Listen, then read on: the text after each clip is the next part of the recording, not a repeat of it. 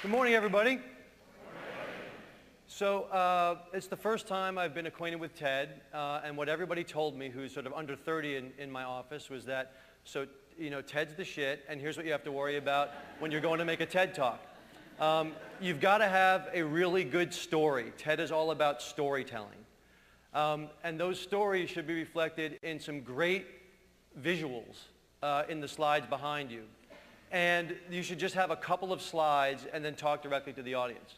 And so what we're going to do this morning is basically do the exact opposite of all of that. And there is an intentionality to this.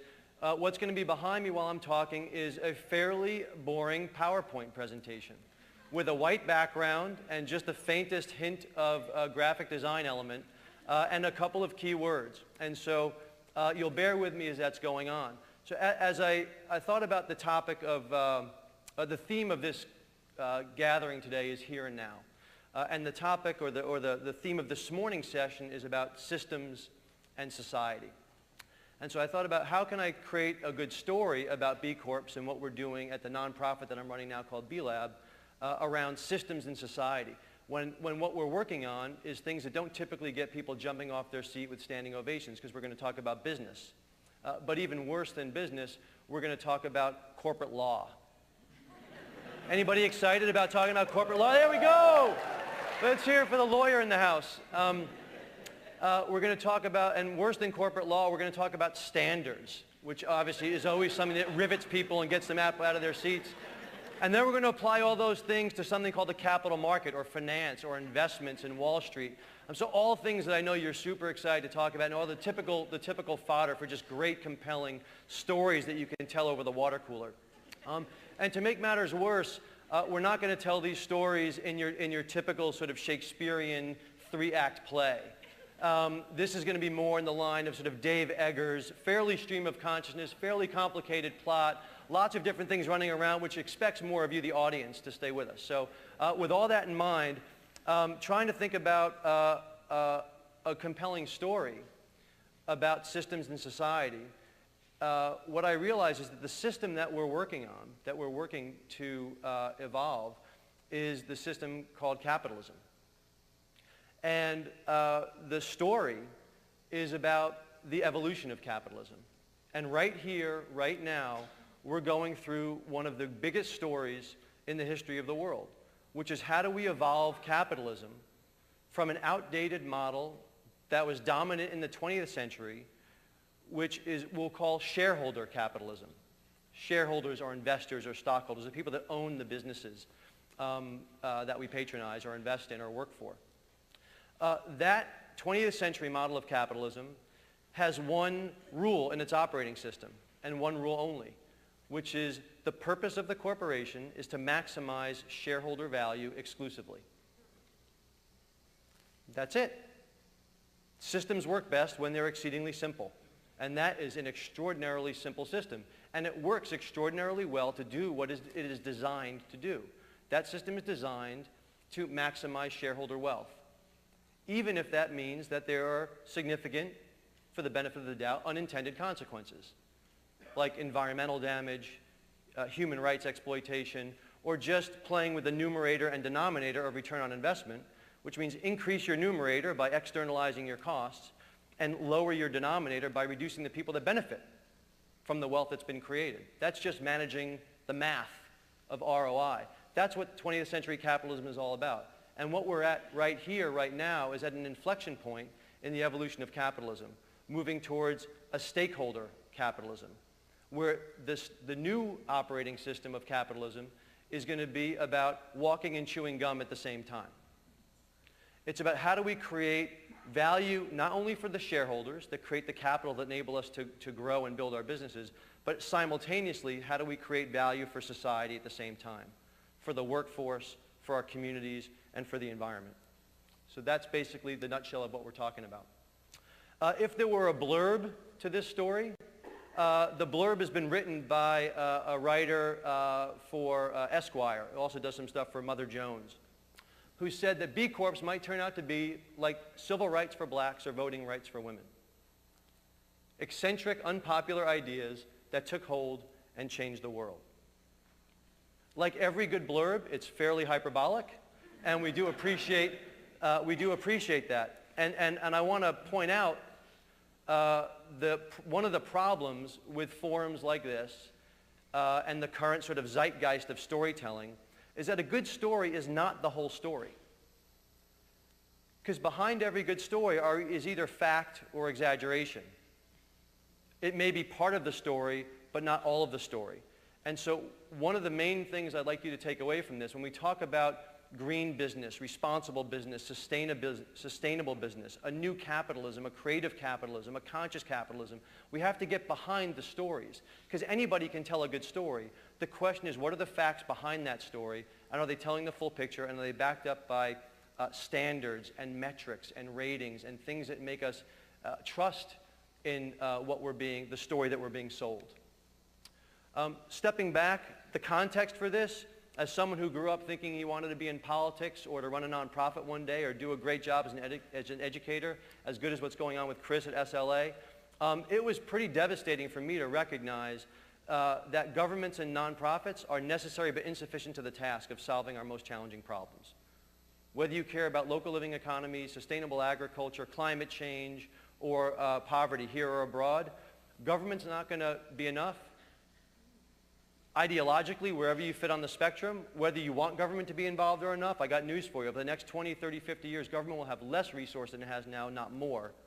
And even now with the resources we have, we're not making a dent in 3 billion people living under $2 a day or addressing the impact of climate change quickly enough. Nonprofits, as wonderful as they are, and as many places as the market cannot reach, and as important as that is for nonprofits to do there, it's really tough to do scalable change when you're walking around at the beginning of every year with a begging bowl, hoping that people take whatever's left in their pocket at the end of the year and give it to you to do your good works. Alms for the poor is not going to be sufficient. So the hard reality is that we have no choice but to harness the power of business to solve social and environmental problems. Business represents 3/4 of US GDP and probably a bigger share of mind and cultural footprint.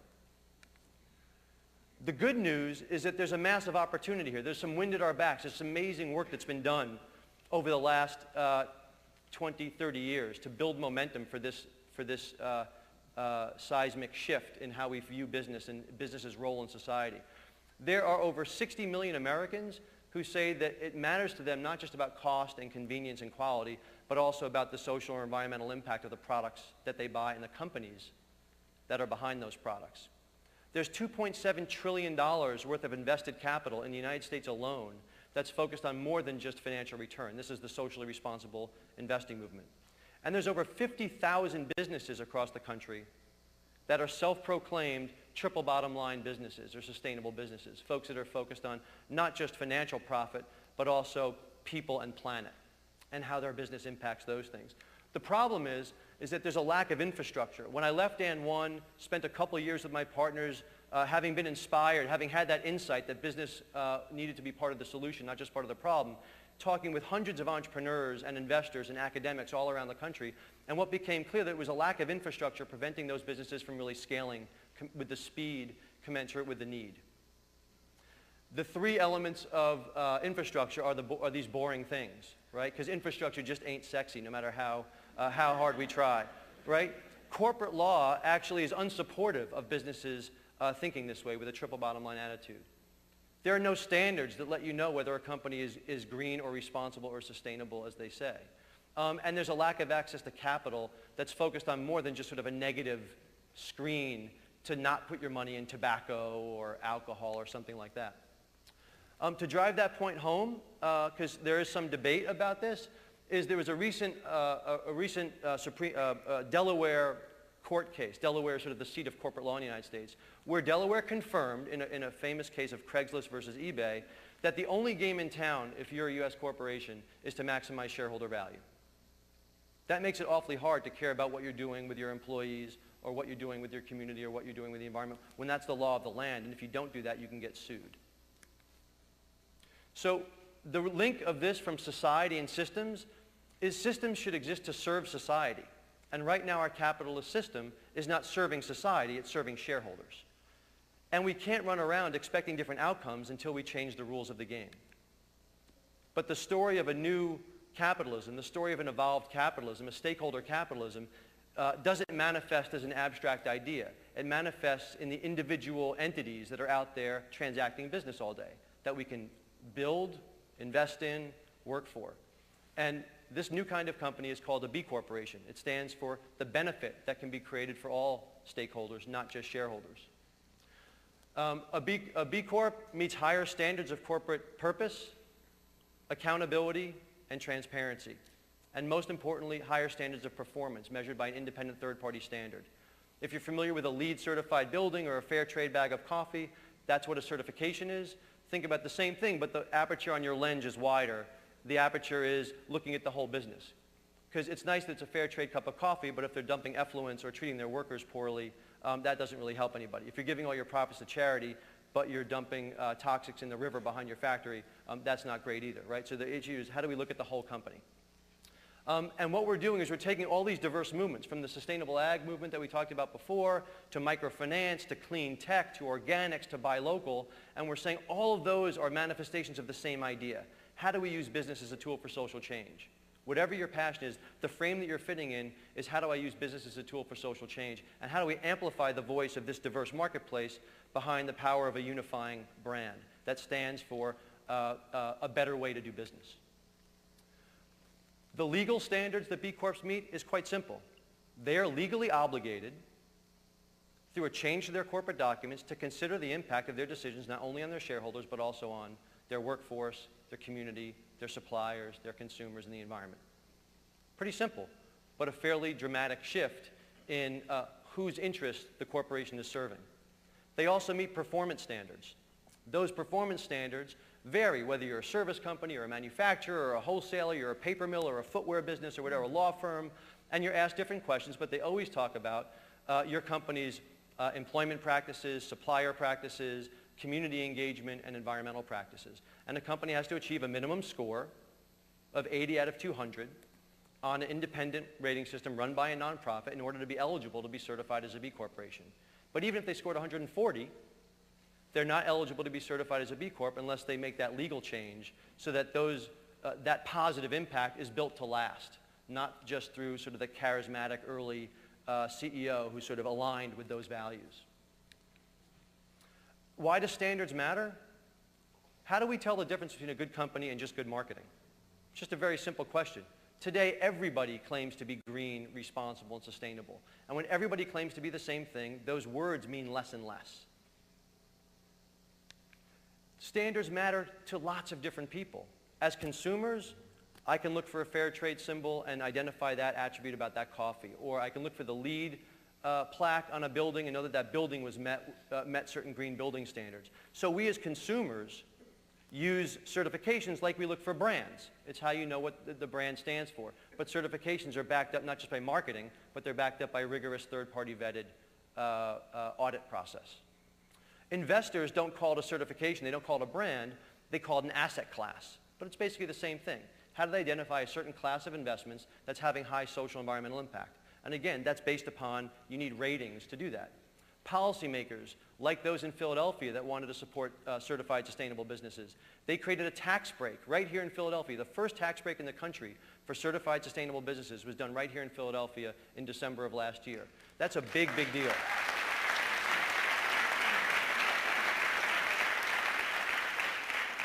But they couldn't do that unless there was a tool that helped them identify those who would qualify from that tax break and those that wouldn't.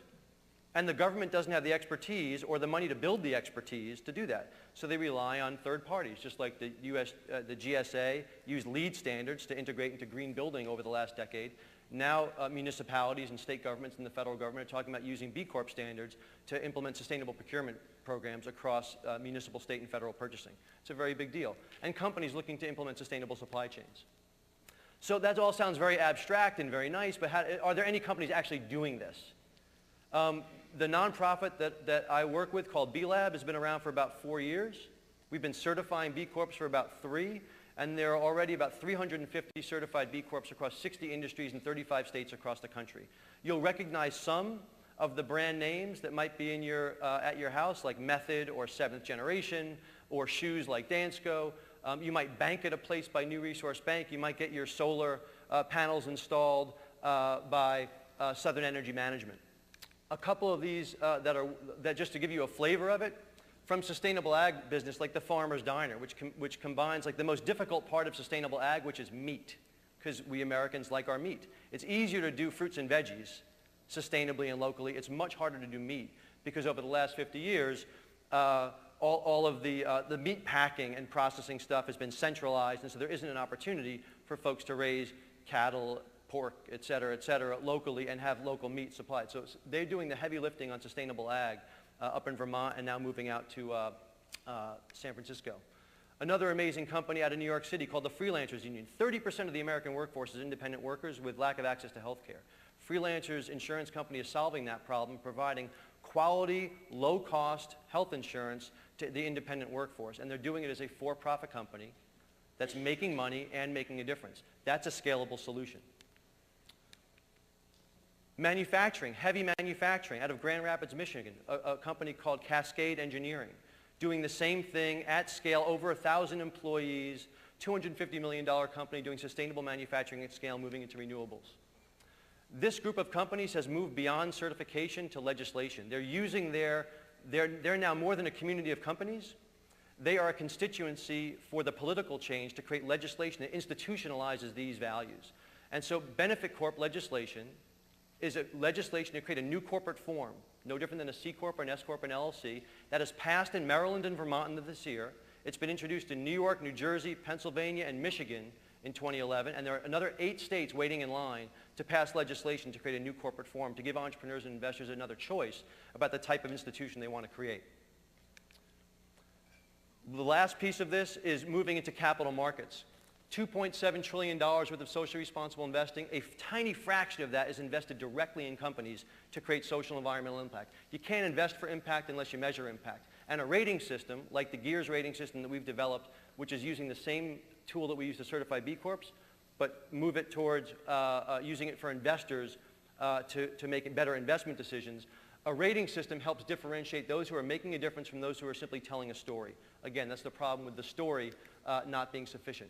There are 25 GEARS Pioneer funds, half of them in the US, half in emerging markets. And over the next 3 months, we're going to be going into 30 countries, creating ratings for over 200 companies around the world that are using investment capital, business capital, to try to solve some of the world's most challenging problems. From sustainable, renewable energy water purification systems to anti-malarial bed nets in sub-Saharan Africa. All of this is happening at an incredibly historic time, from Bill Gates talking about creative capitalism, or Muhammad Yunus, winner of the Nobel Peace Prize, talking about social business, or Thomas Friedman talking about the need for a green, sustainable economy as a national security imperative. As if we didn't need those reminders with a financial crisis and environmental disasters, et cetera. This is all happening at an incredibly important time in history, and we have an opportunity here and now to seize this opportunity to build a new sector of the economy that marries the power of business with the purpose of civil society, where organizations are founded to be purpose-driven, and their purpose is to help alleviate poverty, build stronger communities, create great places to work, and restore the environment. Thank you. Last piece is all of that. We talk about, the best story is a simple story. The simplest way to think about what B Corps represent and what this is to think about applying the golden rule to business. Do unto others as you would have them do unto you. But don't just take their word for it. Make sure it's backed up by standards. And if we can do that, that'll be the greatest story ever told. Thank you very much.